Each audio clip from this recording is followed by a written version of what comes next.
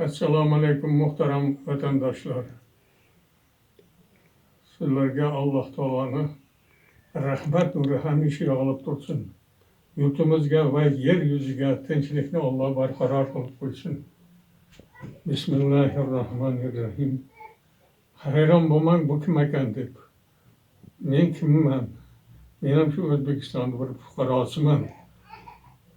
Faqat olomonlikka qarshi kurashadigan, milliy uyg'ongan va milliy uyg'onishini istaydigan fuqarosiman. Men mufti emasman, olim emasman. Endi faqat shoir deyishadi. Endi yaqinda Xudoga shukur she'rlarimda ko'rib chiqishib, Turan xalq shoiri faxriy unvoni berildi. Shukrona sifatida shu vatanimiz sha'niga bir narsa deb qo'ymasam bo'lmaydi deb, shuning uchun men oddiy fuqaroligimni buni aytyapman. Lekin men vatanimiz sha'nida, yurtboshimiz sha'niga yaxshi gaplarni aytsam, kimdir xumrayganlar ham bo'lyapti. U bor narsa ilgari bo'lib kelgan bo'ladi. O'sha xumrayganlardan biz cho'chimaymiz. Haq gapmi? Aytamiz. Xudo xohlasa, endi o'zlari topilaveradi. Yer yuzida eng asosiy mening bosh maqsadim, birinchi maqsadim behuda qon to'kilishni oldini olish. Tinch yashayapmizmi? Tinchlikka shukrimizni keltiramiz. Noshukr bo'lsak bo'lmaydi. Agar shukr qiladigan bo'lsak, bu ne'matni Alloh yana ham ziyoda qiladi. Endi shu tushuntirish uchun endi Xudo taolo bergan nimalarda, misollarda endi aytmasak bo'lmaydi, tushuntirish uchun men oddiy odamman, sodda odamman. Mana bu yerda, mana bu yerda, mana qarang, mana shuni ko'rsatishga majburman. Mana bu narsa, mana juhora, ikki xil juhora mana ko'ryapsizlar. Bittasi to'g'ri bosh, bittasi qayrilma bosh. Buni Amir Temur bobomiz tushlarimda kelib, ikki xil ekkin shunaqa juhora. Ekdim deb pishgandan keyin nima qilishga hayronman. Bunga Lolaxon Muratova guvoh. Aka ekib ko'rgan buni. Endi ana shu to'g'ri boshni mana tushuntiryapti Amir Temur bobomiz. Shunda to'g'ri bosh o'zini nimasi shon shuhratni o'ylagan yurtboshilar. Qayrilma bosh esa bu seni yurtboshing dedi. Poyasi ham baquvvat bo'ladi, doni ham xalqqa qarab turibdi, xalqini o'ylayapti, xalqini tashvishini chekyapti. Ham minglab donlarni boshida ko'tarib turibdi, poya baquvvat, xalqi ham baquvvat. Ana ko'ryapsiz. Tushuntirdida keyin Qur'on oyatini 13-sura 11-oyatda o'qisang yaxshilab tushunib olasan deb ko'zdan g'oyib bo'ldilar. Ana endi bu narsalarga e'tiborni beryapsiz. Uni ko'rsatsam osonroq tushunasiz. Yani sizlar qanaqa bo'lsalaringiz o'shanaqa boshliq keladi degan bu xalqning maqoli bor, hadis bor. Endi yana bundan tashqari ko'p tushlarimda beryapti.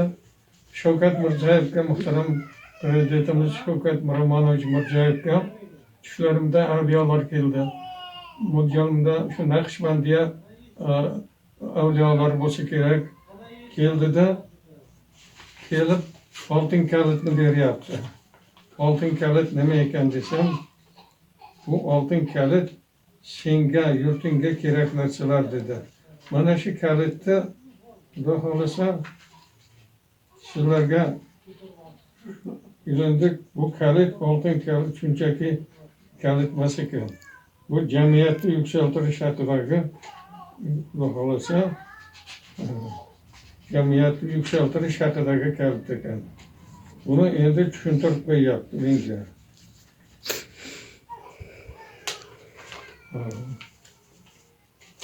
Tushuntiryaptilar. Endi hozir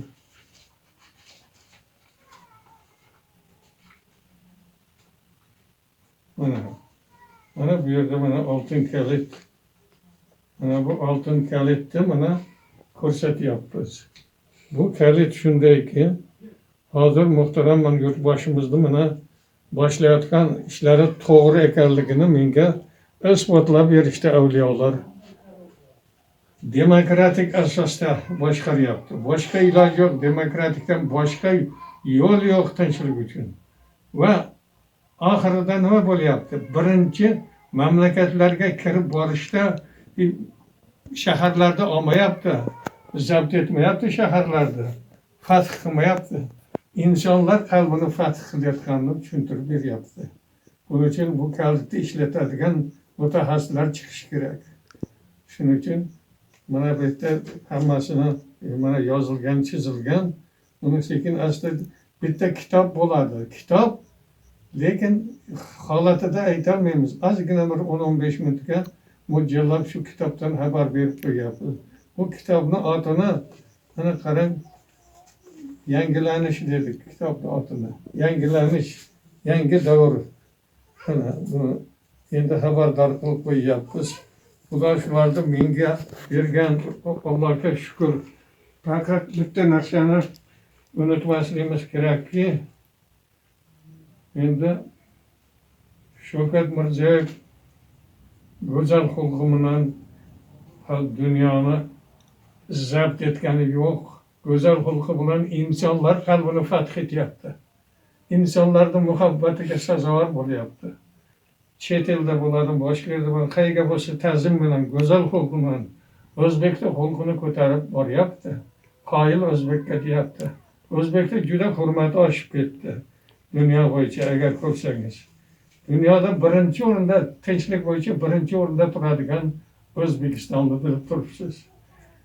Turkiyaga borganlar mana aytsin, o'zlari Turkiyadan borsa, xuddi Amir Temur bobomiz keldi. Shu ulug' inson, aziz insonlar keldi deb shunaqa kutib olyapti. Endi arab mamlakatlarga borganlarda o'zbek keldi degan yo'q, Buxoriy buvalarimiz keldi, Buxoriylar keldi deb shunaqa quchoq otib kutib olyapti. O'zbekda obro'yi shunchalik bo'ladi. Xudoga shukr, rahmat shunday yurtboshini berganiga. Biz uni odamni maqtamoqchi emasmiz. Shu insonning misolida Alloh o'zbekni, shu insonni vositasida o'zbekni qadrini ko'tarib qo'yyapti Alloh taolo. Go'zal xulqqa erishyapti. Payg'ambarimiz alayhissalom ham go'zal xulqlarni kamolga yetkazish uchun keldim degan hadislari bor. Endi odamlarning tilida e'tirof qilyapti.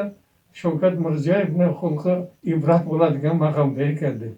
Biz ko'rib ibrat olsak arziydigan maqomda ekan. Xudoga shukrlar bo'lsin. Bu insonni vositasida mana men ancha o'ylandim. Chunki bu millatni uyg'otish uchun Abdulhamid Cho'lpon bobomiz aytgan millatni uyg'otish uchun millatni sevgan odamlar bo'lsa shu uyg'onganlarning vazifasi ekan. Ana demak, yangilanishimiz kerak ekan, shunga uyg'otib qo'yyapti. Eski fikrlar, eski onglarda biz shuncha yurdik, o'zgarmadik. Lekin yangilanishga ehtiyoj sezildiki, shu odamning boshchiligida islohotlar boshlandi. Kundan kunga go'zallik mamlakati bo'lib ketyapti O'zbekiston. Ko'z tiymasin ilohim. Shu odamni haqida odamlar aytyaptilarki, shu odamga rahmat deb qo'ysak, shu odam hammaga o'rin beryapti, qahramon unvon beryapti. O'ziga ham kim taqib qo'yar ekan, biz taqib qo'yolmasak, sen shoirsan-ku, bitta she'r yozgin kelsa, biz bergan o'rinni o'rnida o'tib qolarmikan deb ko'pchilik iltimos qilganini hisobiga shu she'rni hozir shu insonni sha'niga bag'ishlaymiz. Bismillah. Yangi O'zbekiston uchun buyuk sarbon, buyuk ota, jahonda eng odil bo'lib topavering shuhrat ota. Adolatni yo'qladingiz, xalq ishonchini oqladingiz. Xush bo'lmoqda xalq hayoti, bu ishingiz barakoti. Siz tufayli bor bo'lmoqda buyuk ishlar islohoti. Nochorlarni yo'qladingiz, xalq ishonchini oqladingiz. Xalq qadringiz bilmoqdadir, yurt taraqqiy qilmoqdadir. Har sohada chuqur jadal yuksalishlar bo'lmoqdadir. Ko'ngillarni to'qladingiz, xalq ishonchini oqladingiz. Umri uzoq inson bo'ling, shunday odil sarvon bo'ling. Haq siz bilan, xalq siz bilan, rahmat sizga, omon bo'ling. Yurt sha'nini saqladingiz, xalq ishonchini oqladingiz.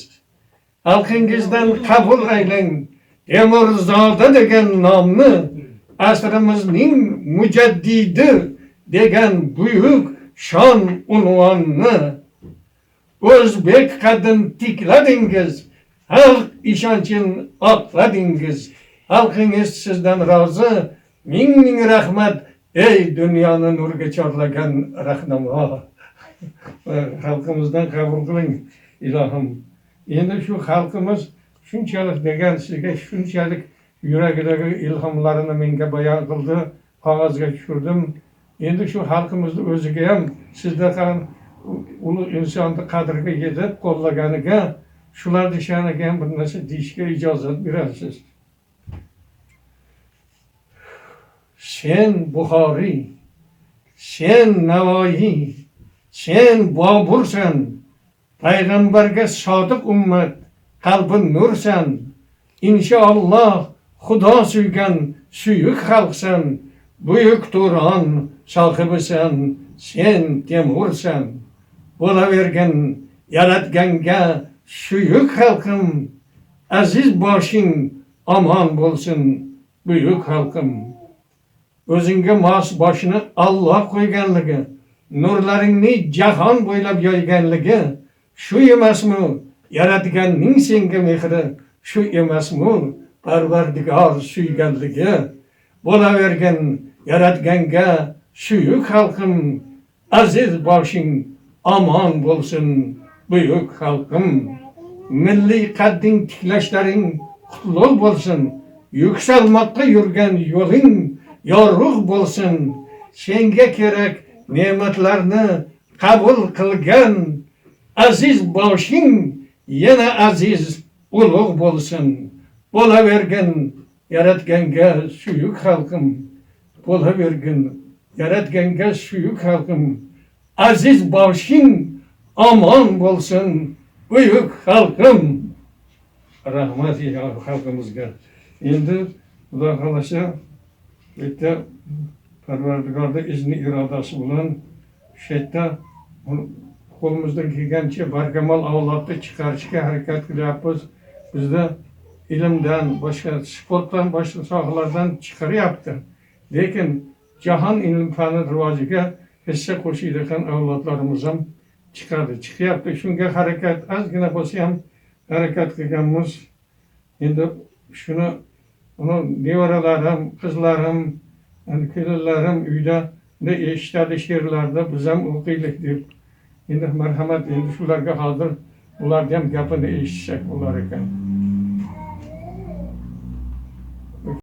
Mana ko'rdik, shu barkamol avlod chiqsin Xudo xolasa. Sportda nagronlarda o'tirgan o'rnida jahon rekordini o'rnatib qo'ydi. Albatta prezidentni ilhomlantirishidan, e'tiboridan bu narsa.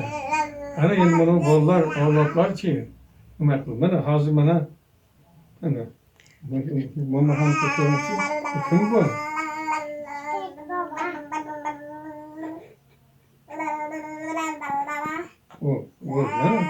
Assalomu alaykum deb qo'yingchi. Shuhrat bobolar. Ey yashagan. Bo'ldi.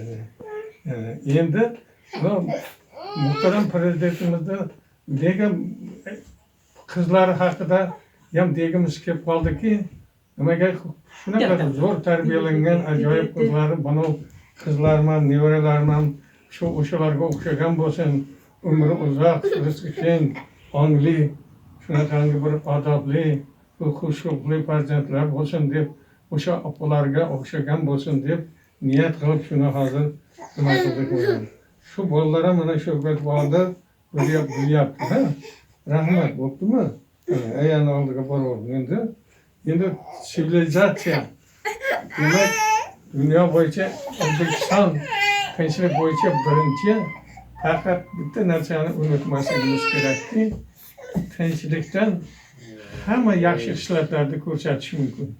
Urush bo'lsa, hech qanday yaxshi xislatlarni ko'rsata olmaymiz. Faqat bosh maqsadim yana eslatib qo'yay, shu mana behuda qon to'kilishni oldini olish. Islomiy mamlakat qilaman deyapti. Lekin islomiy mamlakat 4-xalifalikdan keyin o'tib ketdi.